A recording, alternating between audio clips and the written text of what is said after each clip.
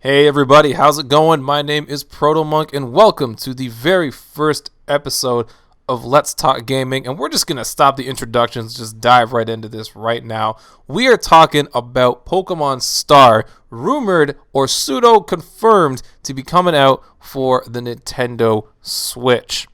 Now, for those of you unfamiliar with Pokemon Star, Eurogamer reported back in November of 2016 that Game Freak was working on another version of Pokemon called Pokemon Star explicitly for the Nintendo Switch. Pokemon Star was being built and produced alongside and parallel with Sun and Moon that would have enhanced graphics, additional Alolan Pokemon, and further content added to the game that had not yet been specified. Now, yesterday, GameStop Germany accidentally posted and published a tweet that stated, quote, and this is from Twitter user Tendo Gamer, Nintendo Switch games will include new title offerings from Mario, Splatoon, Zelda, the NBA, and more. You will even be able to play Skyrim on the go or Pokemon at home with the Nintendo Switch.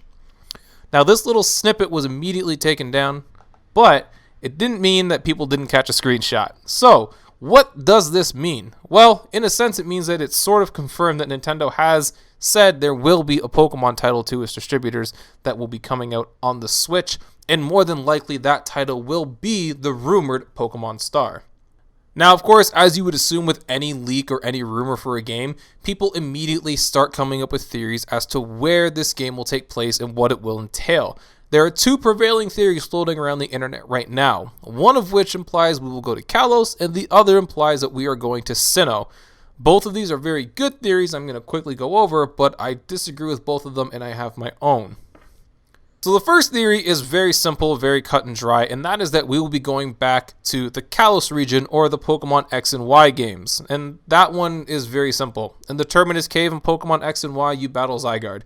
In Pokemon Sun and Moon, you catch a Zygarde. It just, makes sense. That's pretty much the long and short of it.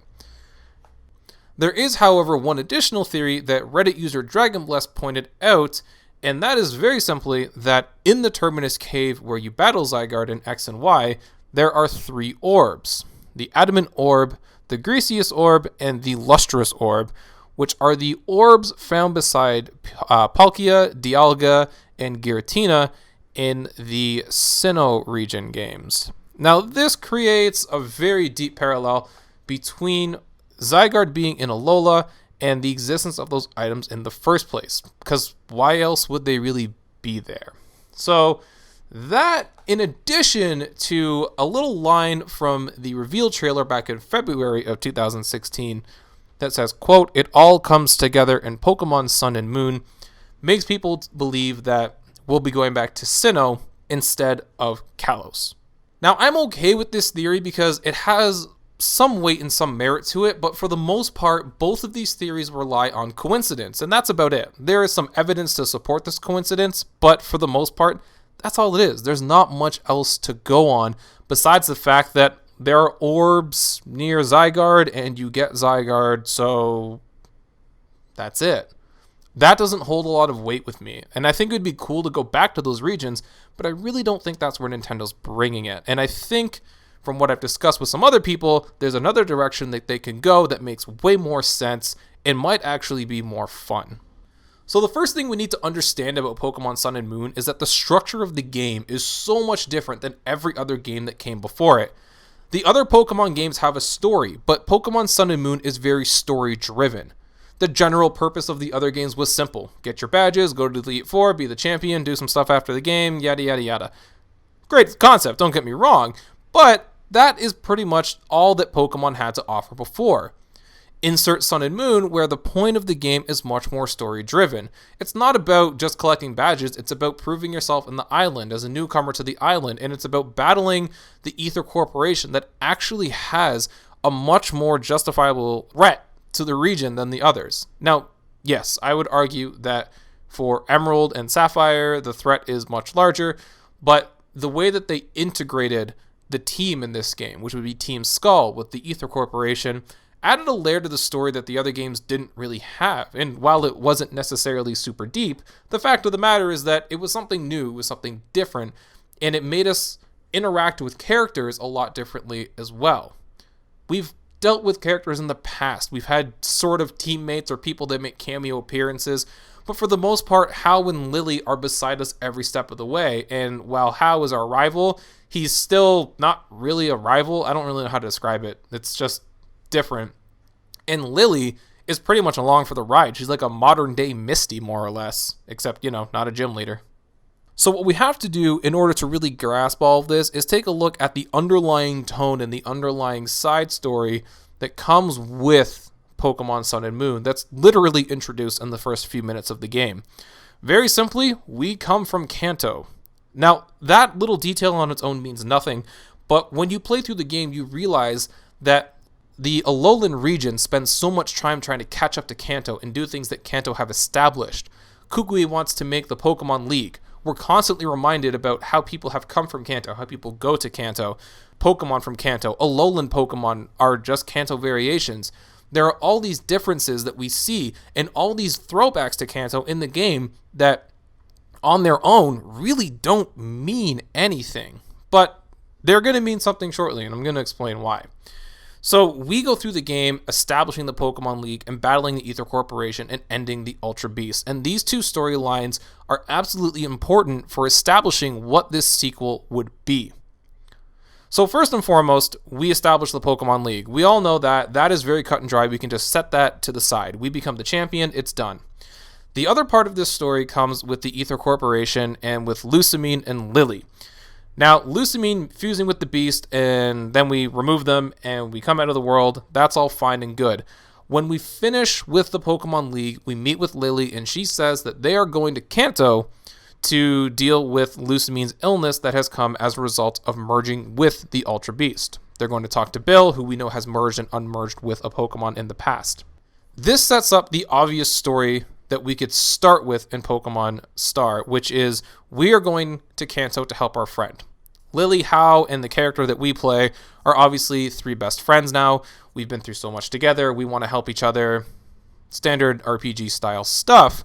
However, now we have this different dynamic in it in that we want to help the bad guy of the story because it's the mom of our friend. Now, that is an interesting dynamic in terms of emotions that they probably won't go into because Pokemon's meant for younger kids. But what it does mean is that it gives us a justifiable reason to want to go to Kanto in the first place. And the other piece to remember, apart from all the other Pokemon games where you do go to other regions, is that Kanto is not a foreign land to us. When we come to Alola, we're 11 years old, which means that there are 11 years we spent on Kanto. So there is definitely something that we've done there at some point. We don't know where we're from. We don't know the history or the past of our character. We don't really know what world they came from, and I'm going to get more into that shortly. So that is the first piece, helping Lily and Lusamine figure out what's wrong with her and how she can be fixed. The second part goes back to Kukui wanting to promote the Pokemon League and wanting it to be greatness. He wants trainers from around the world to recognize the strength of Alolan trainers and come to Alola to challenge their Pokemon League. Now, we know based on the bird trainer, I can't remember what her name is, that Alolan trainers have gone out into the world, so people know that Alola exists. It's not this tiny island set that people just kind of, yeah, you guys train Pokemon there.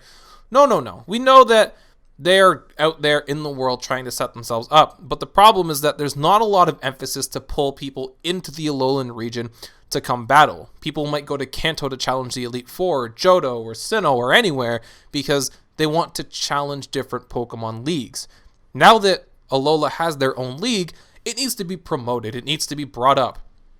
What better way to promote your Pokemon League than to have your champion go to the next closest region, which we're going to assume is Kanto since we moved from there.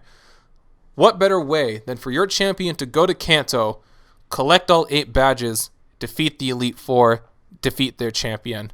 And then imagine the headlines. Alolan Pokemon League champion, newly crowned Alolan Pokemon champion, defeats Kanto region. Well, that's a hefty headline if I've ever seen one myself. Dare I say, it's a good reason for trainers from around the world to come over to Alola and get a little battle action in. Now, the other part to remember with this theory is that Pokemon Sun and Moon introduced something that no other Pokemon game has directly introduced before, and that is the passing of time. In other games, it's sort of implied that time has gone by. We know that evolution has occurred and everything else has happened, but there's never been a set, time has passed. It's just sort of existed. We don't really know where they lie. We just know that they exist. With Pokemon Sun and Moon, we have Red and Blue who have visibly aged. And let's just say, at the very least, they are 18 or 19 years old. That would mean that at least 7 or 8 years have passed between the events of Pokemon Red and Blue and the Pokemon Sun and Moon games. Now, this little tidbit of knowledge is important for a few things. One, things change with time. Evolutions occur, advancements in technology, and geographical expansion happens. Cities get bigger or smaller, new cities emerge. Maybe something like New Cerulean City is now the thing, the in place to go when you're in Kanto. We really don't know that. And going back to Kanto in this iteration of Pokemon Sun gives Game Freak and gives Nintendo this opportunity to say, okay, let's take this Kanto world that hasn't been touched for 20 years and give it a facelift. Maybe Pallet Town, the town where the greatest trainer ever, don't take me literally on that, Red, came from, has expanded and become this great tourist destination, and there's a gym there now. Maybe that's where a Pokemon society is, and all of these different developments can come as a result of it. Maybe new towns have come. Maybe the town that we came from is one of those newer towns. There's all these different things that they could do. There are different nuances they could make with it, but the passing of time makes all of that possible. If Sun and Moon existed in the same time frame as Red and Blue, it wouldn't work. It wouldn't be possible. So this passing of time makes things very interesting. Are there new gym leaders? Are there new Elite Four members? Is the general consensus that Kanto is the same, or is the general consensus that Kanto has changed? Maybe Pokemon from other regions have come in and the Pokedex has expanded. And that brings us to another interesting point, because you have to look at the Pokedex as a whole. Now, for our Pokedex, it's safe to assume we'll have an international dex at this point. Pokemon Bank is coming in a few weeks, hopefully, and it just makes sense. But if they wanted to expand the story to involve Professor Oak, you could very simply just go to Pallet Town as your first destination. Start the journey in the same place as Red and Blue, and then talk to Professor Oak. He'll upgrade your Pokedex to the international dex, and now you have a direct tie-in between the two professors of the game. The other parallel between the professors is that when you look at the general premise of the games, they're very similar despite the fact that they're entirely different. In Pokemon Red and Blue, you are completing the Pokedex for Professor Oak. In Pokemon Sun and Moon, you're establishing the Pokemon League for Kukui. So you are, in a sense, doing the work for the professor of your respective region, no matter which game you play. And these parallels are going to become very important very soon. So while it's not the exact same mission you're going on, the general idea is the same, which I think is kind of neat. And again, we're going to get into why that's a big deal. So going back to the passing of time and the importance of time in this game, we're actually going to take a step back to one of the other theories and look at something that is probably not very important, but the way that I see it, this quote I didn't think about until today, but the general idea has been there since I started thinking about this back in November. And that is, again, going back to the reveal trailer, it all comes together in Pokemon Sun and Moon.